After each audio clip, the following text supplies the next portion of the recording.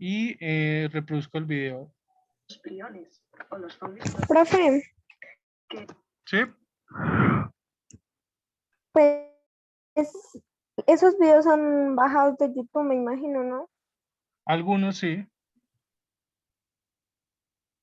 Ah, pues si se le dificulta grabarlos, podría mandar el link al WhatsApp y nosotros pues miramos los videos, pues si se le dificulta grabar la clase. Por ahora estoy Pero grabando. En este momento ya estoy grabando. ¿Sí? La anterior sesión también la grabé y ya miré cuánto pesa, entonces ya les dije que no había ningún problema.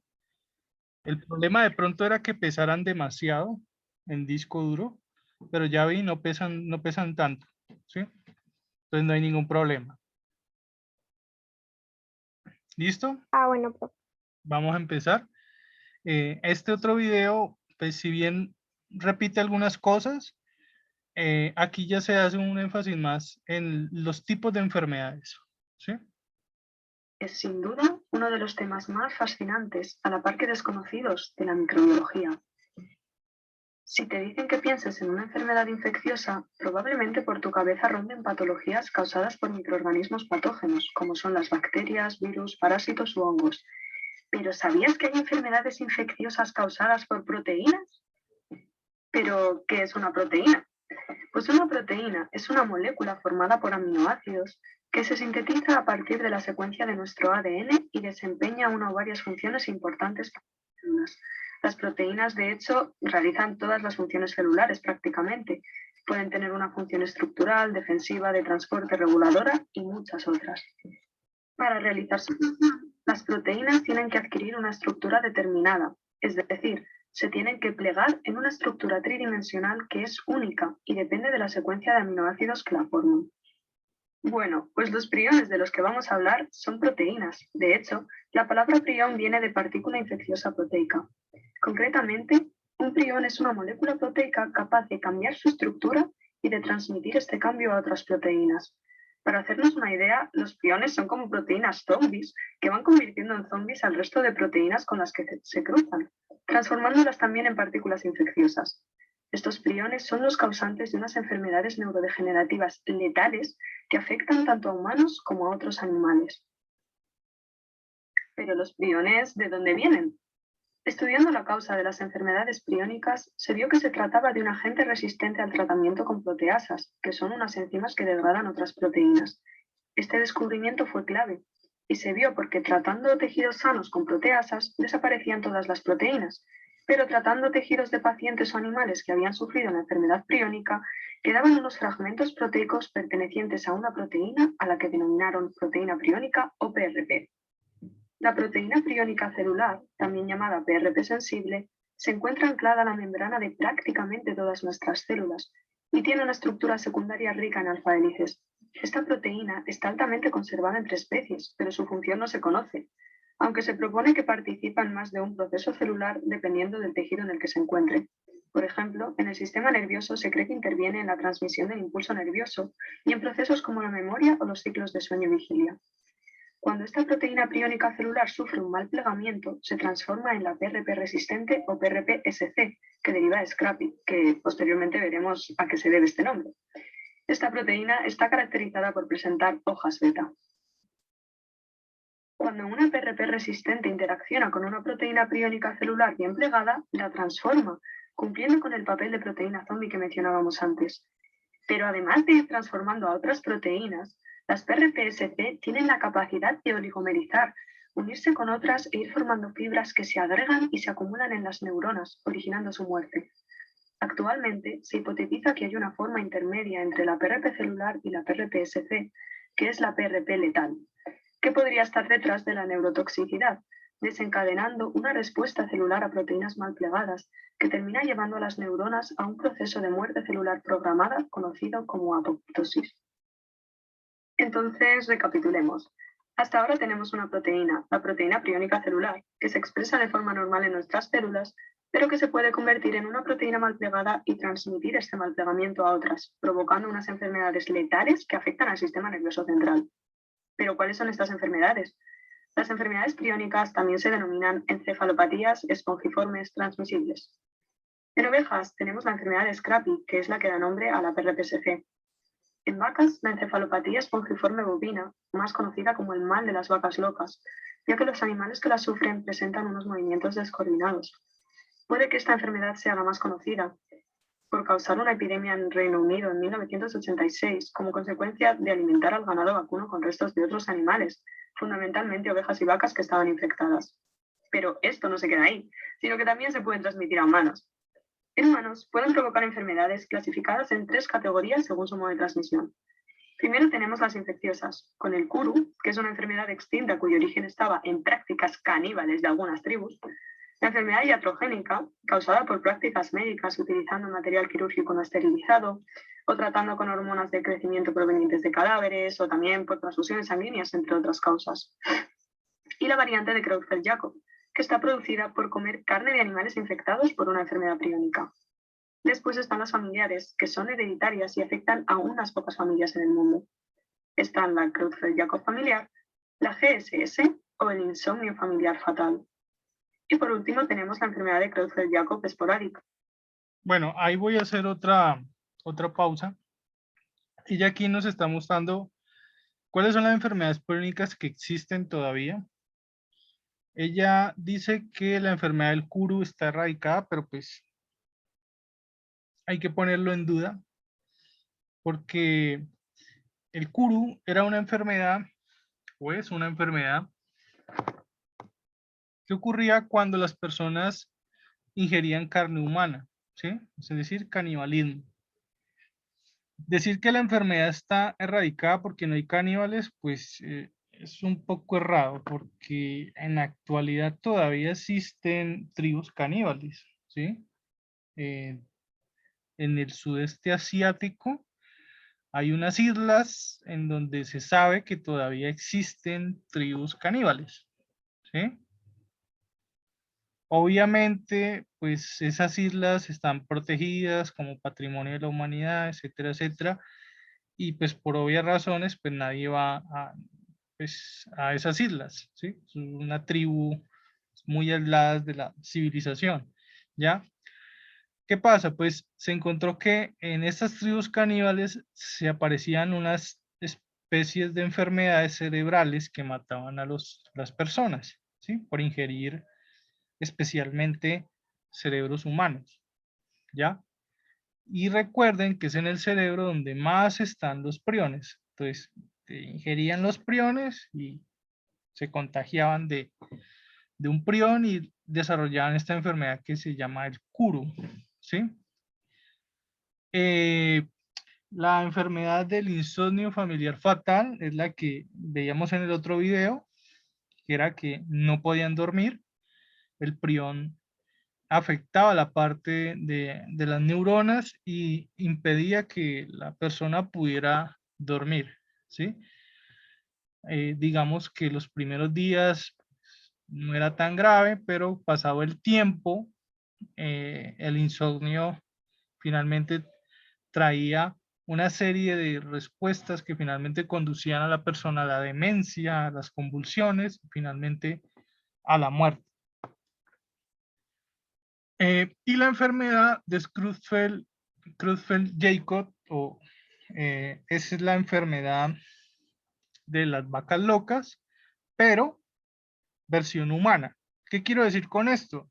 Que el prión mutó, ¿sí? Algo así como pasa con los virus, que muchas veces un virus para infectar a otra especie tiene que mutar. Aquí pasó algo muy parecido. No es exactamente el mismo prión de las vacas locas, ¿sí?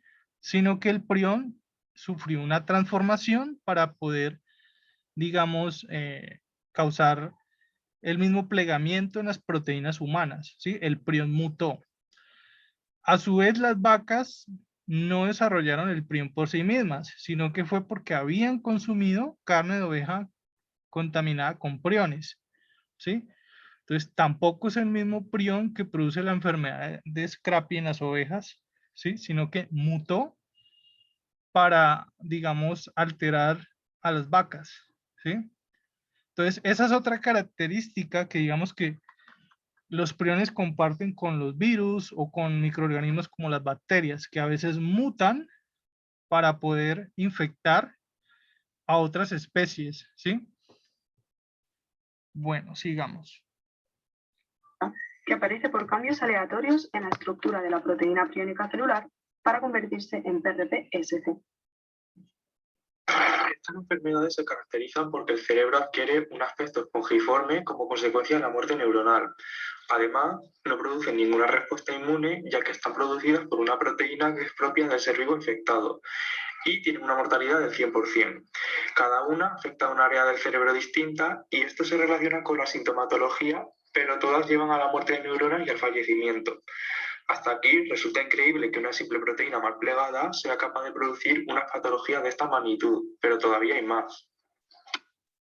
En las enfermedades priónicas existe un tropismo de especie y por tanto una barrera de especie. Al hablar de barrera de secuencia, nos basamos en el hecho de que los priones de una especie inoculados en otra requieren un largo periodo de incubación y no producen una letalidad del 100%, ya que la propagación de los priones es mejor cuando PRP-SC y PRP celular tienen la misma secuencia de aminoácidos. Por otro lado, la denominada barrera de transmisión se debe a que, dentro de una misma especie, no todas las razas desarrollan una enfermedad priónica a la misma velocidad debido a polimorfismo, que son cambios en la secuencia que codifica por la PRPC que afectan a un 1% de la población. Además de la PRP celular, en el desarrollo de las enfermedades priónicas intervienen otros factores celulares que son únicos de cada especie, dando lugar a la llamada barrera celular. Bueno, listo. Ahí voy a cortar este video.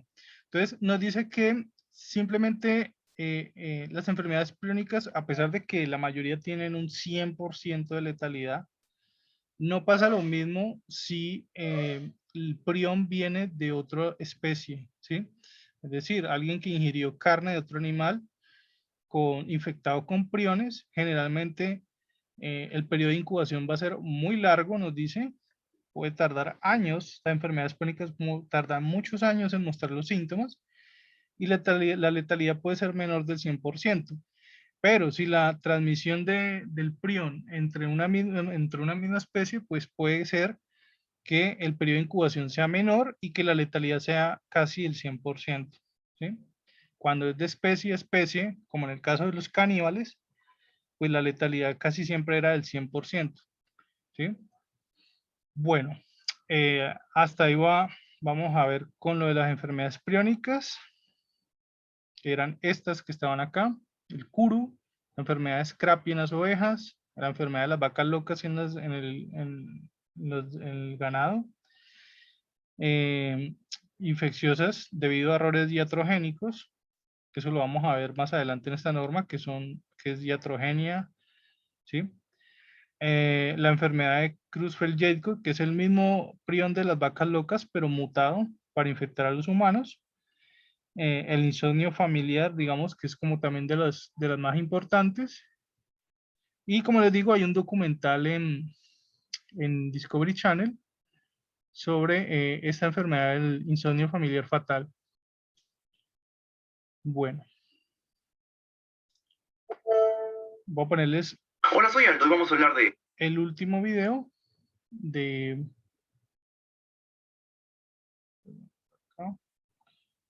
el último video sobre este tema.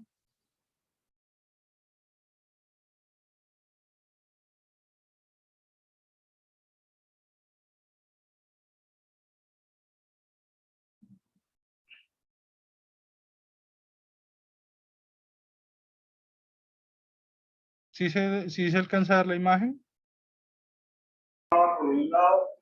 Se mira una parte, solo una parte, profe. Vamos a ver cómo lo arreglo.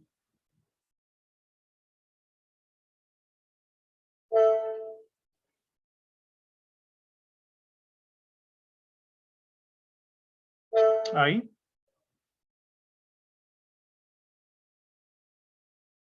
Sí, ahí sí se mira bien, profe. Bueno, listo. Entonces, este nos va a hablar de una de las enfermedades, la que yo les decía que recientemente se empezó a hablar de ella en el 2019, pero entonces llegó el coronavirus y ni más se volvió a hablar de ella, ¿sí? Y también obviamente es una enfermedad priónica. ¿Listo? Zombies. Ah, no, sale otro. Pensándolo bien y revisando todos los videos, nunca hemos hablado acerca de zombies. Y esta vez lo vamos a hacer porque todo el mundo me lo está pidiendo.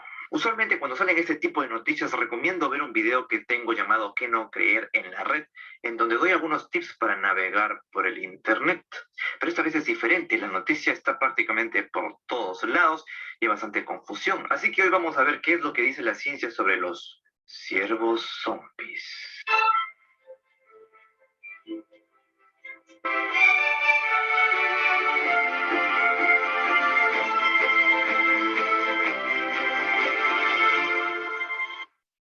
Este canal se llama El Robot de Platón. Lo pueden buscar en YouTube. Muy recomendado. No es sobre salud, no, sino es ciencia en general. ¿Cuáles son los hechos? La enfermedad del ciervo zombie en realidad se denomina enfermedad de desgaste crónico, CWD por sus siglas en inglés. No hay un consenso de quién o por qué le pusieron la enfermedad zombie, pero algunos están de acuerdo a que es debido a algunas características que los asemejan a los zombies en ciertas cosas. La enfermedad hace que los ciervos pierdan peso rápidamente, por lo que se ven casi hueso y pellejo, pierden su coordinación y en algunos casos se vuelven agresivos. No siempre. Miren, este está tranquilito hasta que le jalas el rabo. Estos animales enfermos empiezan a presentar estos patrones debido a que el cerebro se degrada mucho, tanto que hasta se vuelve esponjoso. Imagínate que tu cerebro se vuelva esponjoso, no quiere decir que vas a absorber más conocimientos. No, es fatal y no tiene cura. ¿Pero qué es esta enfermedad? ¿Es un virus? ¿Es una bacteria? ¿Es una oruga malévola? No, estamos hablando aquí de un prión. Esta forma de infección no es muy conocida, pero existe. Las enfermedades que producen los priones son muy diferentes a la mayoría de los otros tipos de enfermedades. Los priones pueden actuar como una infección cuando viajan de una célula a otra en el cuerpo de una persona, pero a diferencia de los virus o las bacterias, no tienen ADN ni ARN. Solo están hechos de proteínas que están dispuestas de una manera que las hace infecciosas.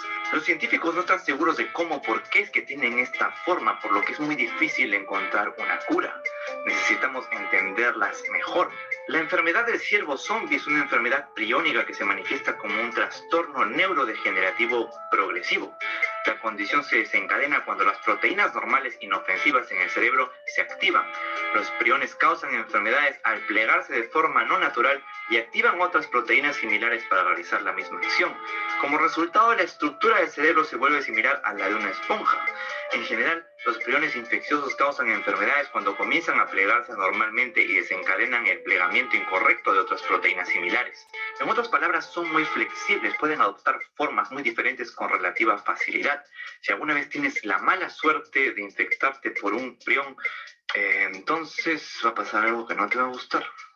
Te mueres. Los médicos no podrían hacer nada para salvarte, pero eso no quiere decir que no se esté haciendo nada. Los científicos están investigando nuevas formas para tratar estas enfermedades. Algunos estudios han demostrado que los investigadores pueden hacer evolucionar artificialmente los priones, ya sea en un tubo de ensayo en animales, para que las proteínas priónicas alteradas puedan hacer que las proteínas humanas se plieguen.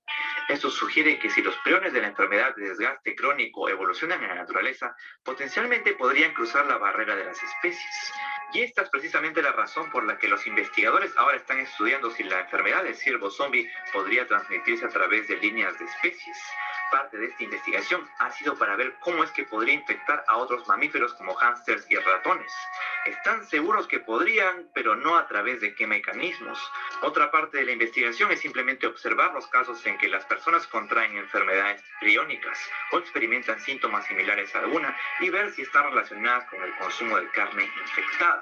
Un estudio canadiense en específico fue más allá. Como parte de su investigación, 18 macacos fueron expuestos a la enfermedad del ciervo zombie a través de varias formas, mediante inyección en el cerebro, por vía intravenosa, por contacto con la piel, y al ser alimentados con carne de venado o venado de cola blanca infectados. Después de 3 años de ser alimentados con un total de 5 kilogramos de venado, 3 de los 5 macacos dieron positivo para la enfermedad del ciervo zombie. Para los humanos, eso equivale a consumir un bistec de 200 gramos cada mes. Hablando de bistecs, ya tenemos un antecedente de una enfermedad priónica parecida a la de los ciervos zombies, la encefalopatía espongiforme bovina, mejor conocida como la enfermedad de las vacas locas. En un inicio se pensaba que tal prión no podía infectar humanos, luego descubrieron que en casos raros pueden contraer una variante del prión. Esta variante es la enfermedad de Creutzfeldt-Jakob, abreviado mejor SJ. Puedes contraer esta enfermedad si te comes el tejido nervioso del ganado infectado con la enfermedad de las vacas locas. Hasta en 2018 en todo el mundo ha habido 231 casos de humanos infectados como el SJ. ¿Cuándo fue el primer caso reportado de vacas locas? En 1986, en el Reino Unido. ¿Qué antigüedad tienen los ciervos zombies? Pues se identificó por primera vez en ciervos en cautiverio a fines de la década de 1960 y en ciervos salvajes en 1981 en Estados Unidos. Hasta este año los casos se han reportado en 24 estados. La mayoría de estos lugares tienen tasas de infección bajas entre las poblaciones de animales locales, pero según el Centro de Control y Prevención de Enfermedades, algunos tienen tasas superiores al 10 o incluso al 25%.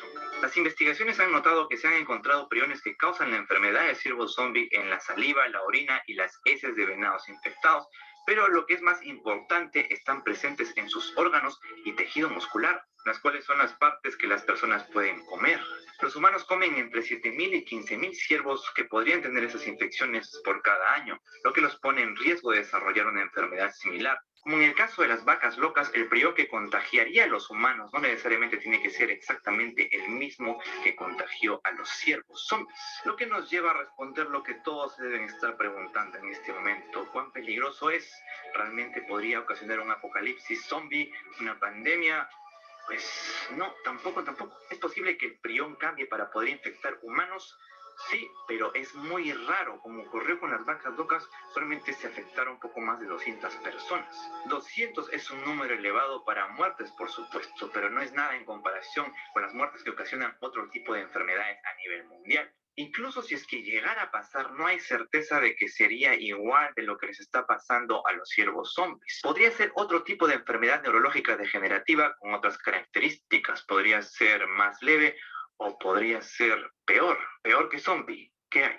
Zumba. Bueno, igual te vas a morir. El punto es que la enfermedad que te daría, en caso de que te dé, no tendría que ser necesariamente igual a la de los ciervos zombies, así como el prión que cambió para convertirse en algo que infectara a los seres humanos producto de las vacas locas, no convirtió a los humanos en vacas locas. Lo cierto es que aunque todavía no hay evidencia concreta de que la enfermedad pueda cruzar el límite de la especie en los seres humanos, tanto el Centro de Control y Prevención de Enfermedades en Estados Unidos como la Organización Mundial de la Salud consideran que existe la posibilidad de que pueda o algún día podría.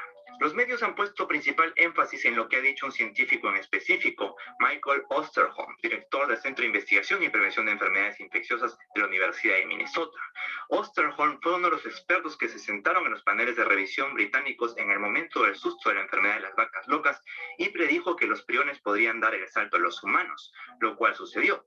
Entonces es una opinión que hay que tener en cuenta. Osterholm ha dicho también que es probable que los casos humanos de enfermedades crónicas relacionadas con el consumo de carne contaminada se documenten en los próximos años, ya que la enfermedad demora en manifestarse, y que es posible también que la cantidad de casos humanos sea sustancial y no sean eventos aislados. Esta palabra sustancial ha sido tomada por muchos exageradamente. Sustancial no necesariamente quiere decir una pandemia. Una muerte sustancial es la que ocurre en 200 personas, como lo que ocurrió en las vacas locas, y también es cuando se cae un avión y mueren 200 personas. Esa es una pérdida sustancial de vidas humanas. En realidad, sustancial es bastante relativo, ¿no les parece? Lo que está mal es tomar estas declaraciones y exagerarlas a escalas globales para causar un poco de pánico en la población y hacer que envíen correos desesperadamente. Como digo, ya pasó con las vacas locas y vamos, más gente come vacas en el mundo que venados. Además, Osterholm no es el único que está investigando. Esto ya se está investigando desde hace muchos años. Ni tampoco que el gobierno de los Estados Unidos haya estado haciendo nada, como se puede ver en esta cronología. Entonces, ¿es posible que los humanos se contagien? Sí, pero sería muy raro.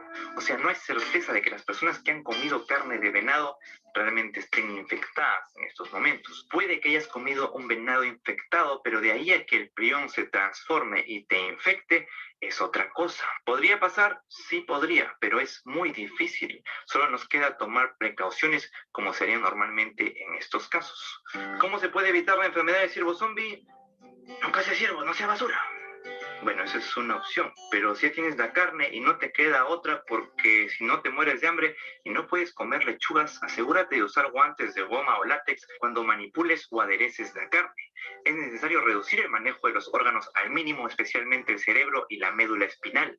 Además, evita utilizar utensilios de cocina para el aderezo. Si tienes que procesar comercialmente la carne de ciervo, debes pedir que se maneje por separado de otras carnes para minimizar el riesgo de contaminación cruzada.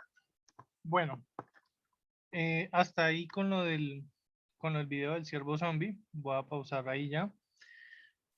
¿Preguntas?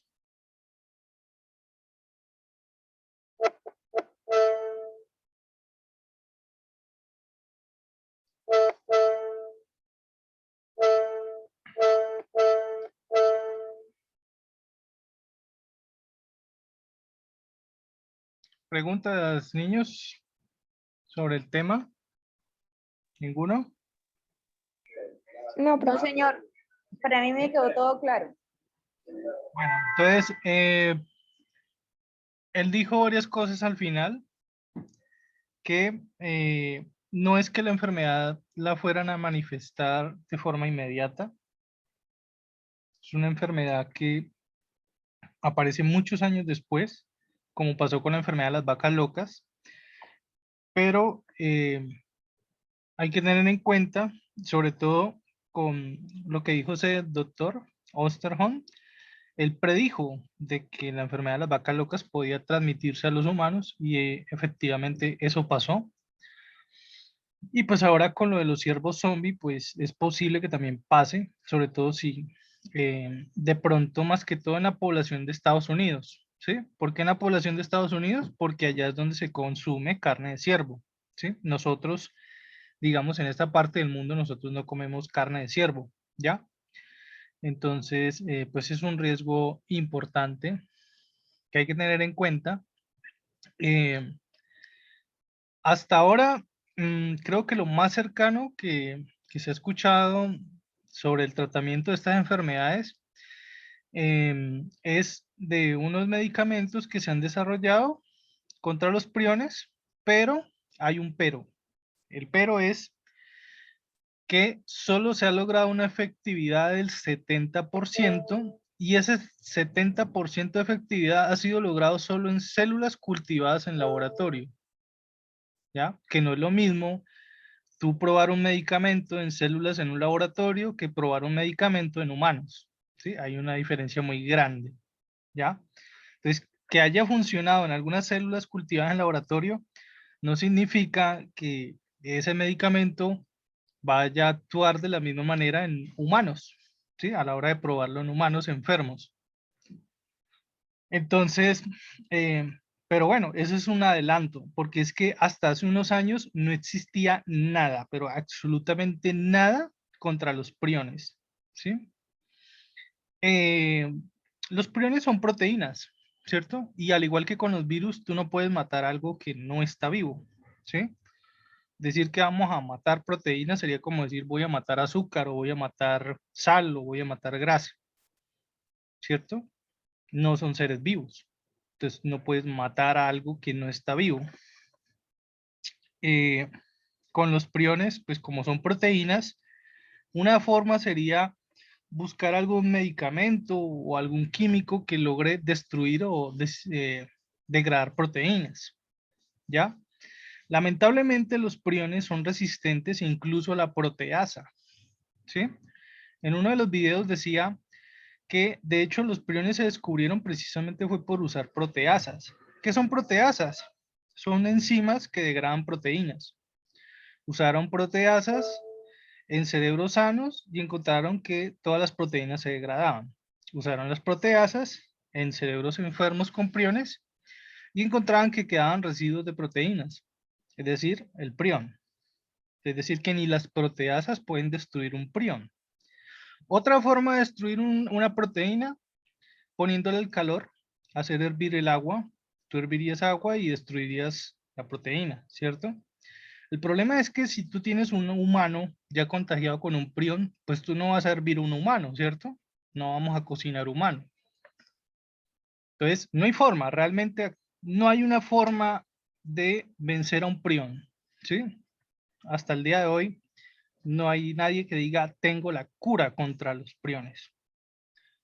Bueno, por eso son tan importantes en la salud. Y por eso es tan importante la parte final donde él habló y dijo la prevención, ¿sí? Por eso es tan importante prevenir. Si tú sabes que la mayoría de los priones se encuentran en los cerebros de algunos animales, pues una forma de prevenir sería no consumir cerebros ni médula espinal de este tipo de animales, ¿cierto? Entonces, es mejor prevenir que lamentar siempre. Creo que nos quedan, ya no vemos el tiempo, vamos en 37 minutos. Esa era la última parte de los priones, pero todavía no nos vamos. Recuerden que vamos hasta las 5. Entonces, ahorita que volvamos, vamos a ver sobre asexia y antisexia. Antes de empezar con la otra parte, me gustaría saber si todavía tienen, digamos, dudas con esta parte de los microorganismos, ¿sí? Recuerden que dentro del examen yo voy a incluir lo de microorganismos, ¿sí? Hasta ahora hemos visto virus, bacterias, hongos. De parásitos no hemos visto mucho. Creo que podría sacar un tiempo para la próxima clase para hablar sobre parásitos. Y ahora último hemos visto de los priones, ¿sí? Hay otras enfermedades que son producidas por sustancias parecidas a los priones, pero no las van a ver incluidas en la microbiología. ¿Por qué? Porque, por ejemplo, en el caso de las enfermedades por algún desorden hormonal, como el hipertiroidismo o el hipotiroidismo, no los van a ver como enfermedades infecciosas porque para empezar lo que está causando el desorden es la misma glándula, la hormona, ¿cierto? No hay ningún agente por ahí causando o alterando algo en la anatomía humana, ¿cierto? Entonces, cambio en los priones, pues, a pesar de que no es un ser vivo, se lo menciona porque de la misma forma que los virus no son seres vivos, sí hay una parte de replicación, ¿sí? Y los priones también se replican al igual que los virus, ¿sí? Recuerden que cuando hablemos de microorganismos, nos vamos a referir hasta parásitos unicelulares, ¿sí? Cuando ya hablemos de gusanos o parásitos ectodérmicos que nos atacan a través de la piel, pues entonces ya no podemos hablar de microorganismos, ¿sí? Y lo que les decía en la otra clase, que cuando hablemos de microorganismos, hablamos de infección, es decir, infección viral, infección bacteriana, infecciones por hongos, ¿ya? Infecciones por protozoarios. Y cuando hablemos de estos gusanos o de plagas, no vamos a usar la palabra infección, sino la palabra infestación. ¿Listo? Creo que podemos hacer una pausa. Nos dice que llevamos 40 minutos. Sí, llevamos 40 minutos. Entonces hacemos una pausa y volvemos para empezar con el tema de asexia y antisexia. ¿Listo? Ya no vamos a ver más videos. Hasta ahí con los videos. Ya lo que sigue es teoría. Y nos vemos entonces, son las 3:35, entonces a las 3:45 estaríamos volviendo. Termino la grabación y guardamos. ¿Preguntas?